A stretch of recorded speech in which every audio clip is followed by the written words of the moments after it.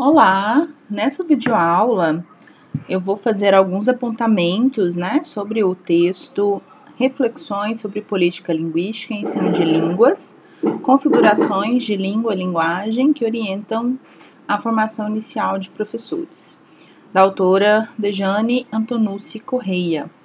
Então, esse é um texto que eu deixei para vocês essa semana, compondo aí o nosso segundo bloco de estudos sobre política linguística. Na semana passada nós conversamos sobre um texto do Marconi e da Meinhof, e aí nesse texto, a linguística aplicada na África, a gente pôde ver vários exemplos, pensando planejamento linguístico, política linguística, em torno de como que funciona a questão da língua, da linguagem no continente africano, e aí os exemplos de vários países. E o que é discutido por esses autores lá naquele texto serve também como base para a nossa reflexão aqui hoje sobre política linguística no contexto brasileiro. Inclusive o texto do Marconi, vocês vão ver que é uma referência aqui para Dejane. Quem é Dejane, Antonucci Correia? Então eu trouxe aqui a fotinha dela. Ela é professora associada na Universidade Estadual de Ponta Grossa, onde atua desde 1999. Antes disso, ela foi professora do ensino fundamental na rede pública do estado de São Paulo. Concluiu o doutorado em letras na Universidade Estadual Paulista Júlio de Mesquita Filho, em 2002. Fez pós-doutorado no IEL Unicamp, de 2008 a 2009, e depois 2010, 2011. Nesse período, desenvolveu estudos sobre política linguística e ensino de língua. Então, esse é o foco mesmo dela de pesquisa, Entre agosto de 2017 e julho de 2018, aprofundou discussões sobre possibilidades epistemológicas que proporcionem maior suporte aos atuais estudos que desenvolve com comunidades vulneráveis em estágio pós-doutoral no pós-lá USE PNPD. Atua no curso de licenciatura em letras e também no mestrado em estudos da linguagem.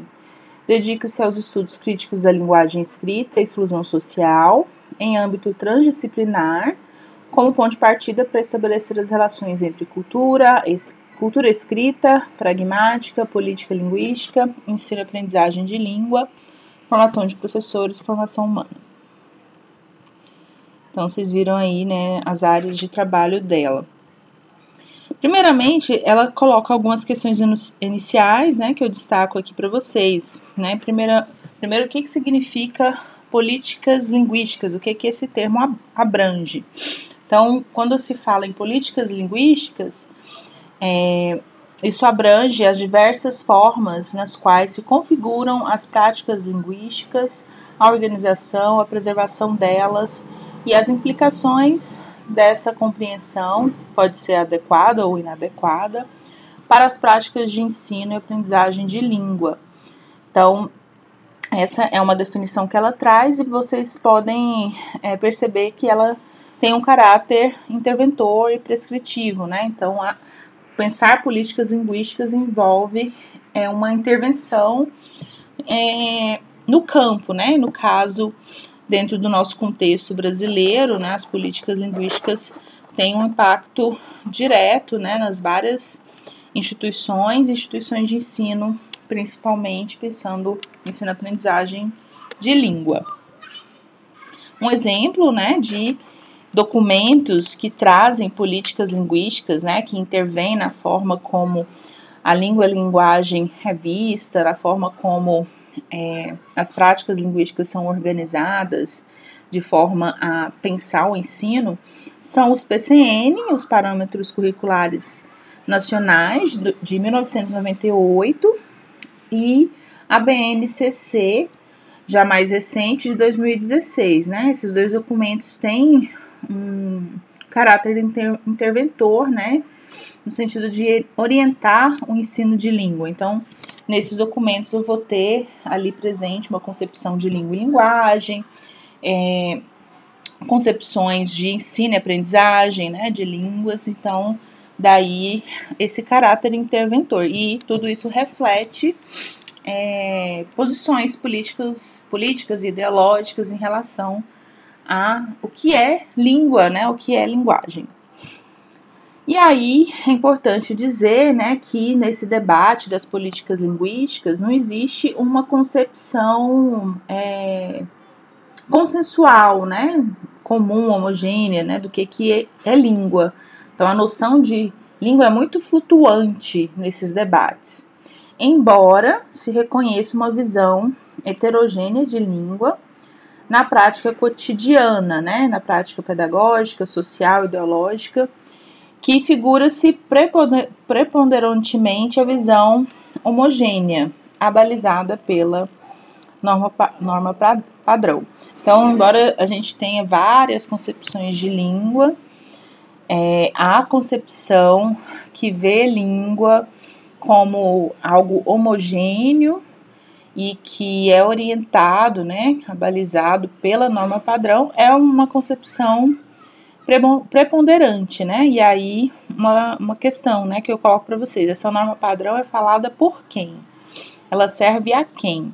E a gente também pode resgatar as discussões que nós fizemos lá do texto da Signorini, quando ela discute o que é língua legítima, né?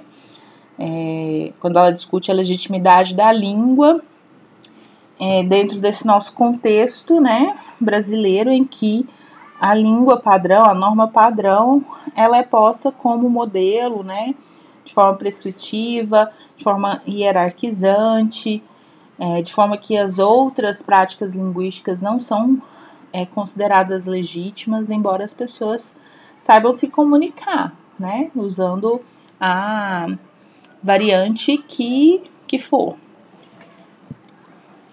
E aí a autora problematiza, né, a necessidade de investimento de esforços na direção de encaminhamentos mais precisos de ensino e aprendizagem de língua desde 2009, né, então ela faz referência a estudos de 2009, 2011, 2014, 2017, encaminhamentos que sejam mais condizentes com as atuais necessidades e condições sociohistóricas, culturais e econômicas nas quais vivemos. E aí existem esses esforços, né? A gente tem estudos que prevêem alguns encaminhamentos, né, no sentido de ensino e aprendizagem de língua a partir dessa perspectiva de uma língua mais fluida, né, uma língua não estanque, não estática, mas quando aparece esse tipo de trabalho, né, a gente percebe uma crítica muito grande, né, e aí ela apresenta um episódio com o livro didático Por uma Vida Melhor, de Heloísa Ramos, em 2011. Então, esse livro ele foi apresentado, né, disponibilizado a partir de uma perspectiva não tradicional, né, não clássica, né, de forma a desconstruir essa noção de língua que nós temos como padrão, e aí foi duramente criticado, né, então ela mostra que dentro desse debate sobre as políticas linguísticas existem as contradições, né, então esse livro ele foi questionado por professores, por diversos segmentos, né, da sociedade, porque as pessoas procuravam um material que orientasse como proceder sobre os erros, né, de português, os erros entre aspas, né, quer dizer, erros para quem? Se eu tenho uma perspectiva de padrão, aí sim, o que desvia do padrão vai ser erro, mas se a gente pensa em uma linguagem, em uma língua que é heterogênea, né, que é fluida, que tem uma possibilidade onde a gente tem uma possibilidade de transitar entre os vários registros, né, linguísticos de forma não hierarquizada, aí não faz sentido pensar em erro, né? Mas essa nossa concepção é muito forte, essa nossa noção de língua é muito forte. Então, inclusive, falantes leigos, né, pessoas não estudiosas da linguagem, ficaram indignados com o livro, falava que esse livro desqualificava a fala correta, né, a fala padrão. E aí, associações de pesquisadores se posicionaram a favor do livro, pessoas que são não especialistas, né, de outras áreas, disseram que não se pode nivelar por baixo, né, olha como essa expressão é pesada, né. E aí, quais são as ideologias que estão por trás desses posicionamentos, né? Por trás desses posicionamentos, a gente percebe uma concepção muito fechadinha, né? Muito quadradinha, que vê língua de uma forma muito homogênea, muito delimitada, muito padronizada, muito excludente, né? E é isso, pensar política linguística é pensar também em como que essas compreensões e essas noções, concepções de língua e linguagem estão interconectadas, né, com posturas político-ideológicas, né, então não tem nada de neutralidade nessas discussões. Quais são os objetivos do estudo da Dejane? Então, nesse artigo aí, apresentar alguns dados de um estudo acerca da indiscutível necessidade de investir esforços na direção de encaminhamentos mais precisos para o ensino e aprendizagem de língua, ou seja, mais condizentes com as atuais necessidades e condições socio-históricas, culturais e econômicas nas quais vivemos. E aí,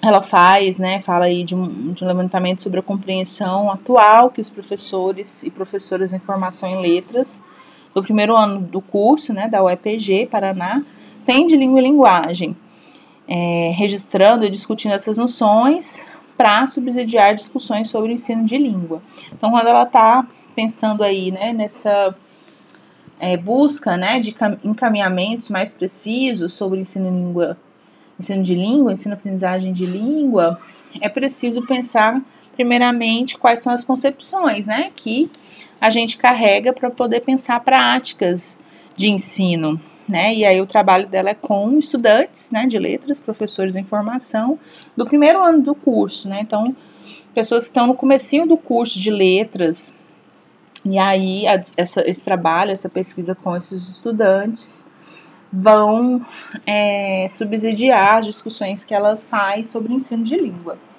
Com objetivos específicos, discutir políticas linguísticas com os professores participantes, né, com esses estudantes do curso de letras da Universidade Estadual de Ponta Grossa, e averiguar se tal discussão auxilia os professores a compreender os mecanismos que definem os usos da linguagem.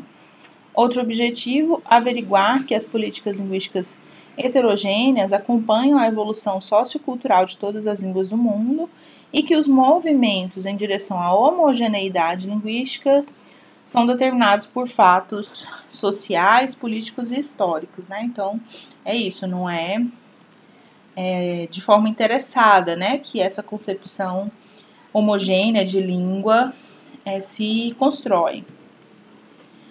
E aí eu destaco aqui as teorias balizadoras do estudo, né, quais são as teorias que fundamentam esse trabalho da Dejane. Então, ela faz referência a próprios estudos dela, de 2009, 2011, 2014, em que ela discute, né, a ideologia da unidade nacional / unidade linguística. Então, a gente falou um pouquinho sobre isso lá no texto do Marconi e da Meinhof, né? Então, por trás das políticas linguísticas, que tem esse caráter interventor, né, no planejamento linguístico do nosso país, nas orientações para o ensino de língua, existe aí essa ideia de nação que tem, né, essa formação dessa nação interligada aí com a formação de uma identidade, né, nacional, de unidade, de territorialidade, de unificação cultural, linguística, né? Então, isso está muito presente, porque fez parte e ainda faz parte de um projeto colonial de dominação. Isso aconteceu no período colonial e isso permanece, né, como herança desse período, né? Claro que revisitadas e reiteradas os interesses, né, políticos, ideológicos, ao longo dos anos. Então, essa ideologia, ela foi criada com muita violência, com repetidas ações de violência física e simbólica contra os falantes de outras línguas. Então, pensando, né, no processo de colonização, a integração, a política de integração do índio, do negro, né, escravizado, do imigrante, pressupunha a destruição de suas línguas e de suas culturas e uma adaptação ao formato luso-brasileiro. Então, qual era a língua, né, dos colonizadores? Era o português. E aí, junto dessa língua, como a gente viu lá no texto do Marconi, uma formação também que passava pela catequização, né? Então, uma cristianização junto desse português, né? Então, uma violência muito grande. E fala-se de violência não só simbólica, mas também física, né?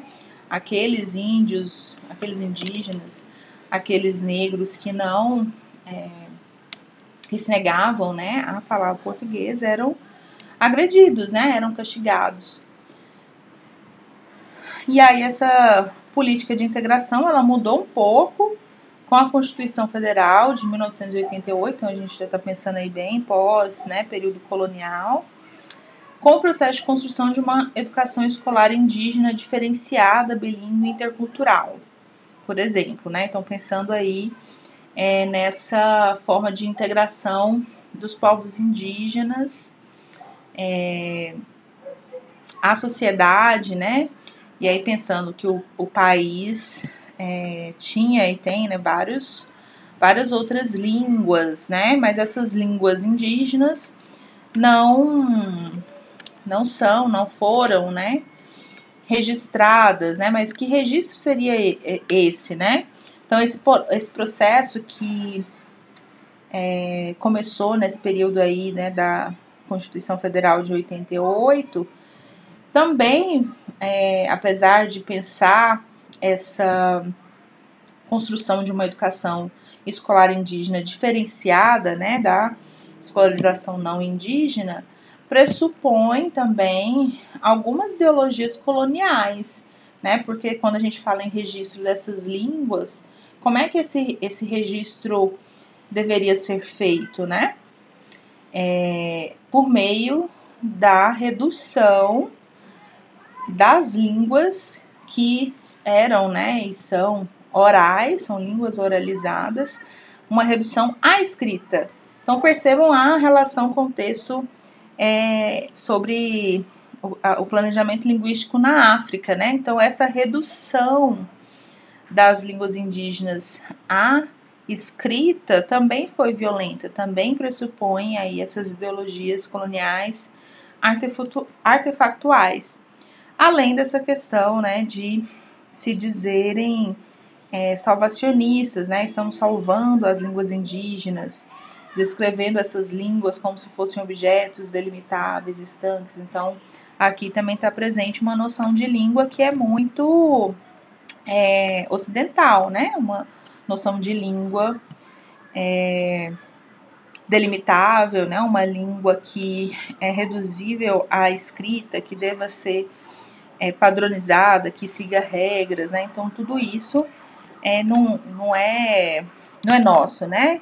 Então não existe uma diferenciação tão grande assim, né? Quando se fala nesse processo aí, ainda permanecem, né, as violências. Então, como eu digo aqui, essas violências, né, contra os falantes de outras línguas no nosso país, ela vem desse projeto colonial de dominação, mas ela vai sendo atualizada, né? A gente passa pelo período da colonização e aí, pós-colonização, a gente segue com esses pressupostos, com essas concepções e as violências elas são atualizadas, elas são modificadas a partir das mesmas concepções. Outra referência para o trabalho da Dejane, aí é o Marconi e a Mayoff, que é o texto que nós lemos na semana passada, né? Ela destaca a discussão que eles fazem sobre multilinguismo. Então, a noção de multilinguismo pressupõe a existência de línguas separadas, delimitadas, intertraduzíveis, e aí ela cita, né? O multilinguismo constitui uma forma de riqueza cultural, não oferece nenhum benefício às pessoas multilingües pobres, né? Então, multilinguismo, a partir dessa perspectiva europeia, pressupõe a existência de línguas separadas, né? E aí dizer que a pessoa fala muitas línguas não traz nenhum benefício, pelo contrário, né? Essas pessoas multilingües, entre aspas, elas não recebem nenhum benefício, pelo contrário. Ao serem descritas as línguas, acontecem os apagamentos, né? Como a gente viu no texto de Marconi, acontecem as representações falseadas, né, do que são essas práticas linguísticas dessas pessoas. E aí essa lógica não faz sentido, né? Se a gente tem uma noção de língua não hegemônica, né, entendendo que as línguas não são delimitáveis, elas não têm fronteiras, né, e essa noção, essa discussão que se faz sobre multilinguismo em contextos de muitas línguas, né, acaba por hierarquizá-las e, por consequência, hierarquizando os corpos falantes dessas línguas. Então, nós vimos lá no texto do Marconi, e ela faz essa referência e traz aqui para essa discussão no texto dela, de que as línguas são socialmente construídas, né? Então, a gente precisa desconstruir essa ideia e pensar alternativas para o ensino de línguas. E uma das alternativas que é apresentada no texto do Marconi e da Mayoff, que ela cita aqui, seria o uso de materiais variados, né, baseados em textos autênticos de variedades diferentes ou de repertórios linguísticos diferentes. Então, trazer para a sala de aula não somente os materiais que apresentam a língua padrão, né, a norma padrão, mas trazer uma variedade de repertórios linguísticos, né, de variantes linguísticas de diferentes regiões, né, falantes, de modo que os estudantes, as estudantes tenham acesso e possam mobilizar diversos repertórios, né, de forma não hierarquizada. E uma concepção de língua e linguagem que ela traz, que é referência para ela, é a visão performativa de linguagem. Então, essa visão performativa, essa concepção da linguagem como performance vem de Ossi, e ela traz as referências de Silva, de Pinto, de Rajagopala. Então, Ossi discute, né, essa concepção a partir de uma obra que se chama Quando Dizer é Fazer. Então, para esse autor e os demais, né, que vão se utilizar da mesma referência, a língua faz, ela provoca efeito, ela envolve recursos semióticos variados, ou seja, língua não se restringe somente a signos linguísticos, né, mas também a performance, né, então envolve gestos, envolve o corpo, envolve postura, envolve as nossas vestimentas, como nos portamos, né? Tudo isso compõe linguagem. Os sujeitos sociohistoricamente situados, né? Então, a construção de sentido envolve o falante, né? Que está posicionado, né? Na história, no contexto, e essa concepção permite compreender melhor a complexa realidade que configura as práticas de linguagem e seus construtos sociais e culturais que acompanham essas práticas, possibilitando um maior engajamento com a pluralidade. Então a gente percebe aí nessa concepção uma natureza fluida da língua, né?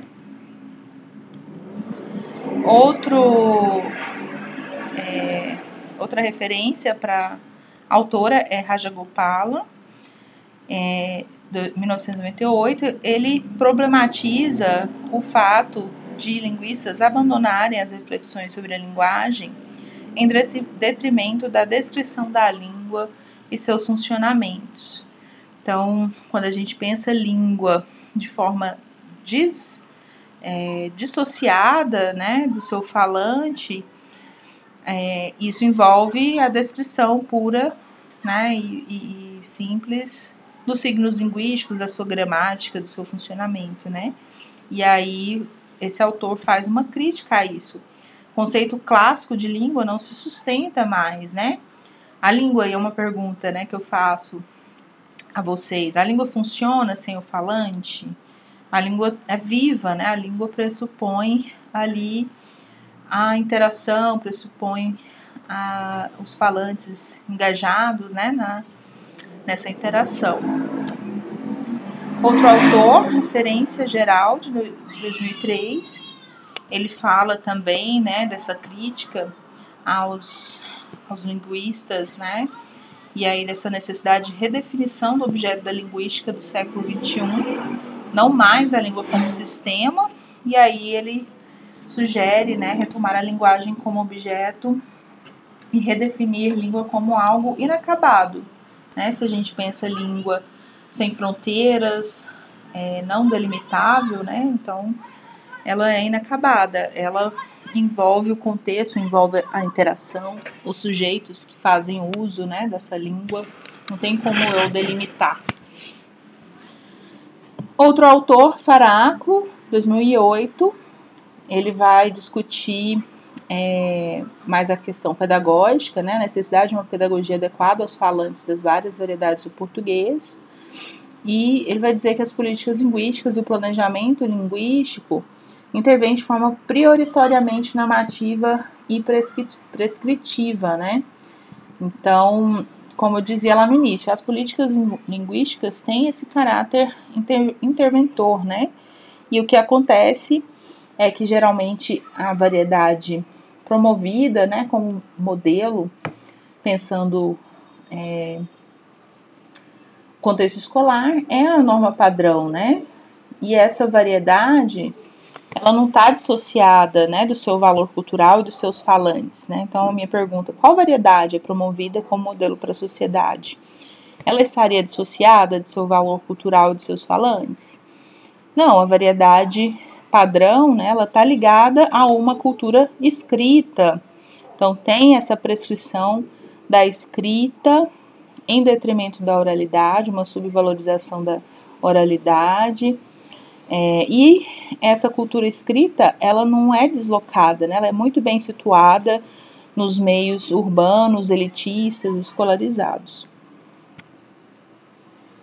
Então, a autora vai dizer que há uma necessidade de uma discussão que envolva variados segmentos da sociedade, mas principalmente os que trabalham mais diretamente com o tema. Mas isso, né, a gente teria mais chance de elucidar questões cruciais para que as crenças sobre ensino e aprendizagem de língua sejam passíveis de reflexões mais abrangentes e fundamentadas. Então, deslocar a discussão de lugares que não fazem essa reflexão, né? O discurso, porque justamente, né, o discurso hegemônico nos vários âmbitos, né, da sociedade, ele é muito ligado, né, a essa defesa do ensino da norma padrão, que é definida como homogênea, idealizada e ainda exerce uma influência muito grande, né, no campo das políticas linguísticas e do planejamento linguístico. Enquanto que, na verdade, né, quando a gente pensa a realidade linguística nos espaços, nas interações, ela é totalmente diferente, né? Ela é muito mais complexa e muito mais fluida do que se pressupõe. Então, ela traz, né, Dejane traz a visão performativa da linguagem como uma visão que pode contribuir para a desconstrução do conceito de língua, de forma que ela pode auxiliar na compreensão de língua como um conjunto de variedades, eu diria um conjunto de práticas linguísticas ou de registros linguísticos, né? E de que as políticas linguísticas são interventoras nos destinos dessas línguas.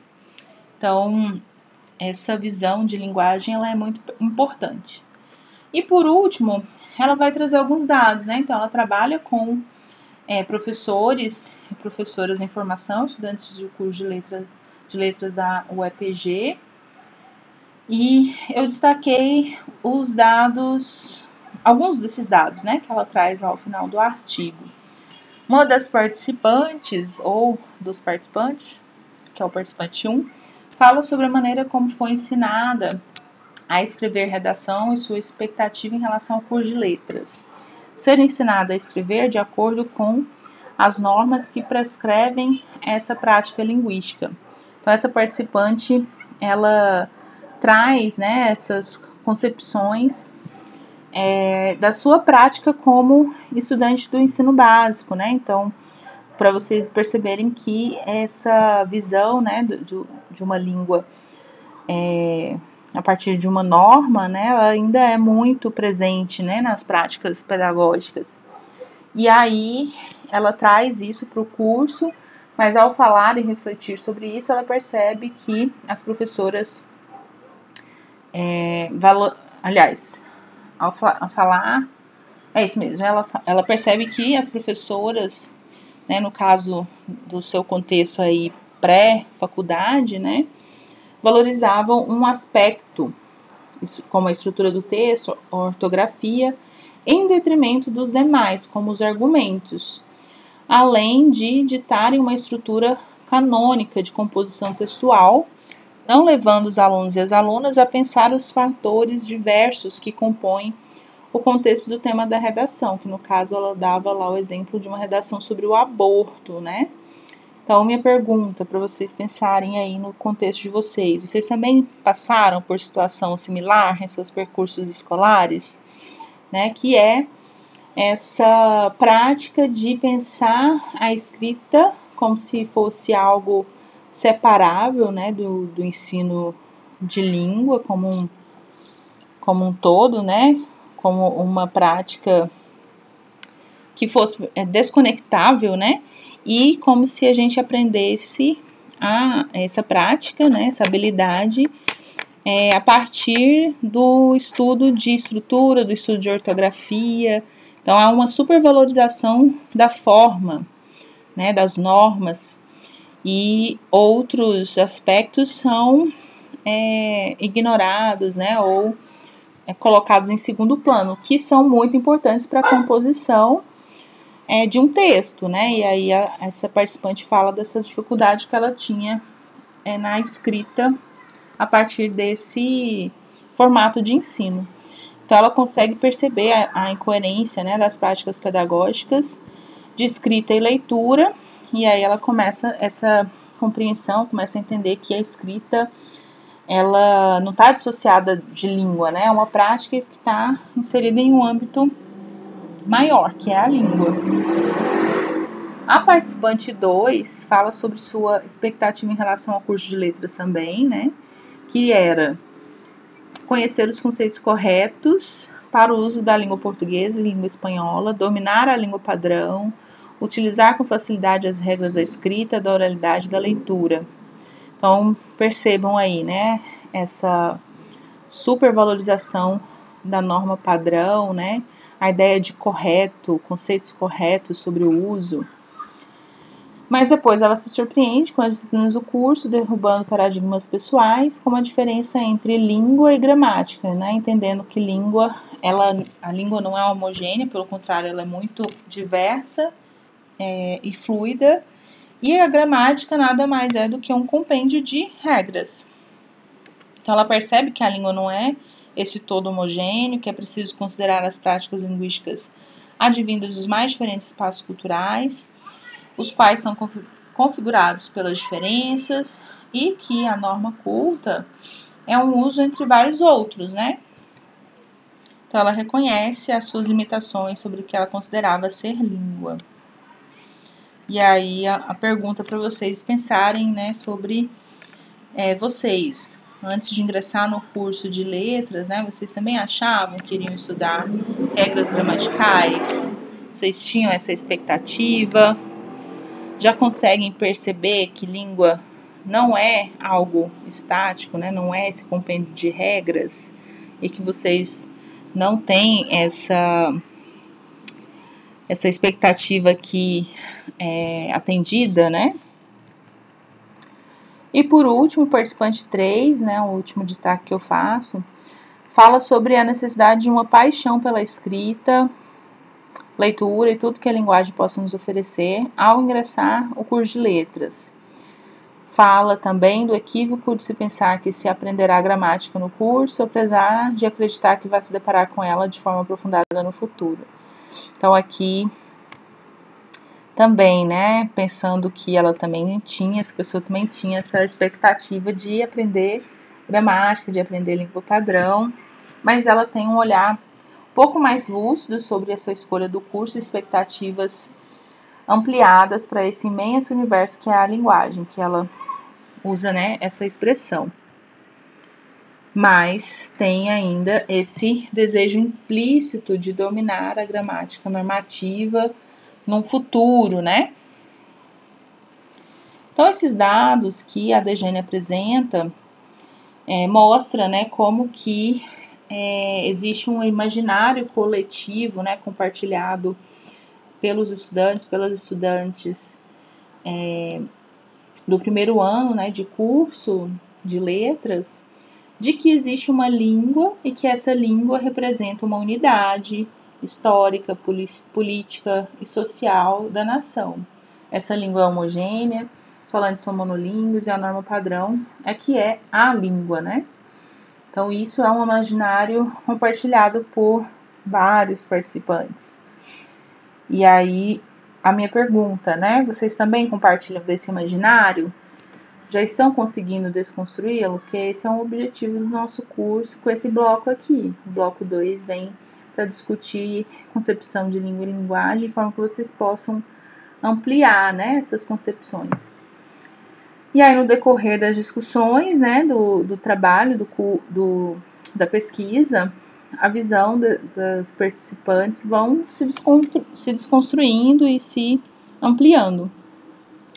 As implicações mais polêmicas das discussões são aquelas que reafirmam os preconceitos.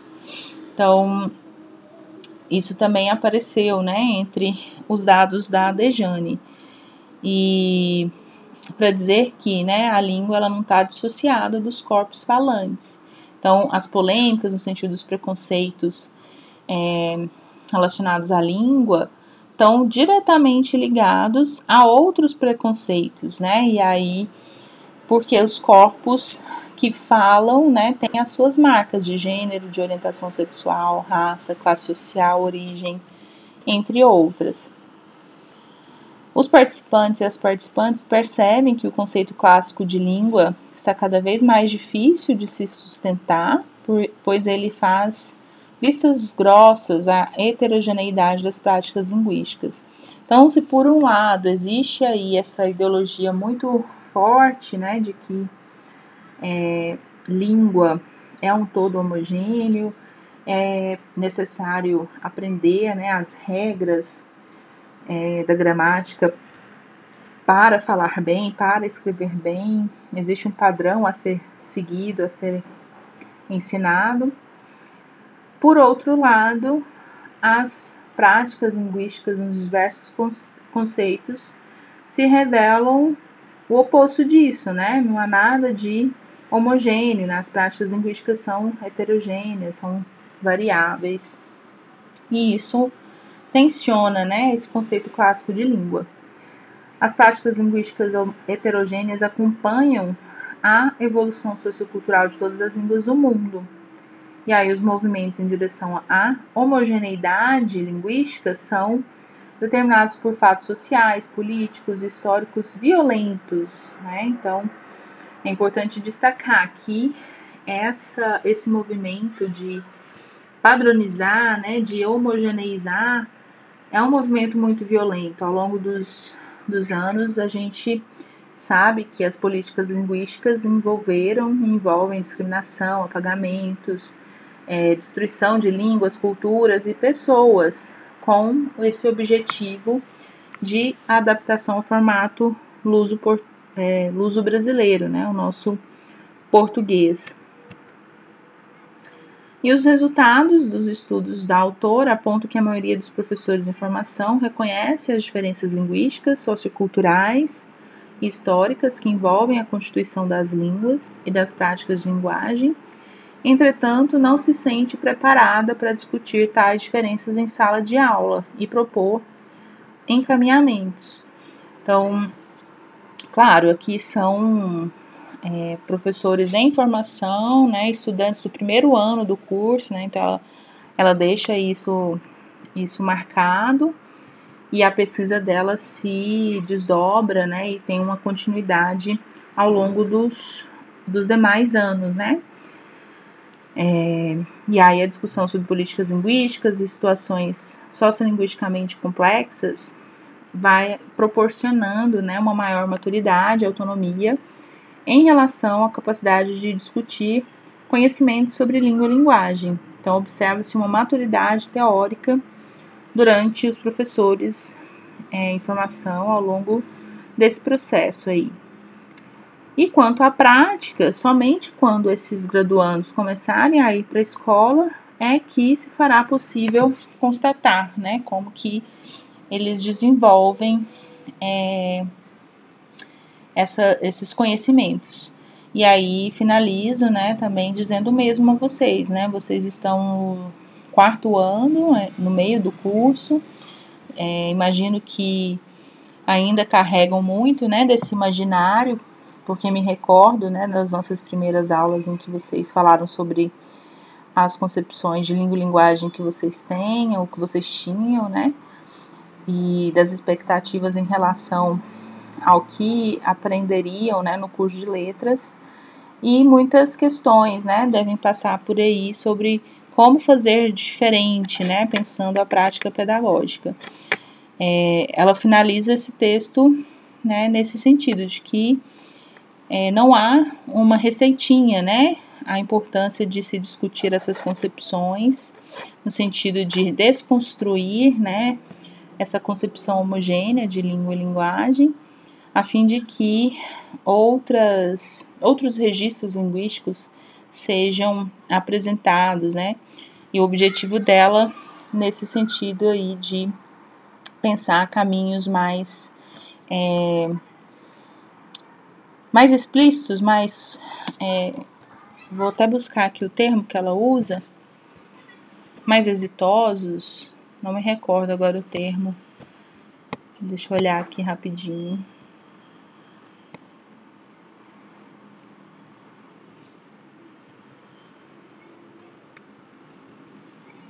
Aqui nos objetivos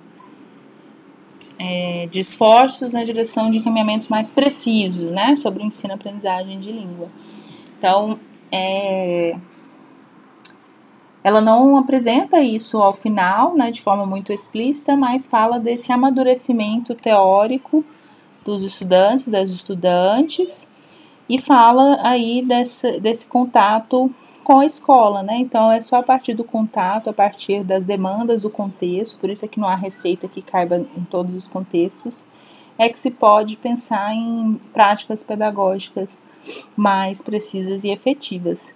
No último bloco, nós vamos falar um pouquinho sobre prática pedagógica, né? E acredito que seja um momento mais elucidativo para vocês, né? Em termos de exemplos, né? De como fazer uma prática de ensino de língua diferente desse padrão, né, desse modelo hegemônico.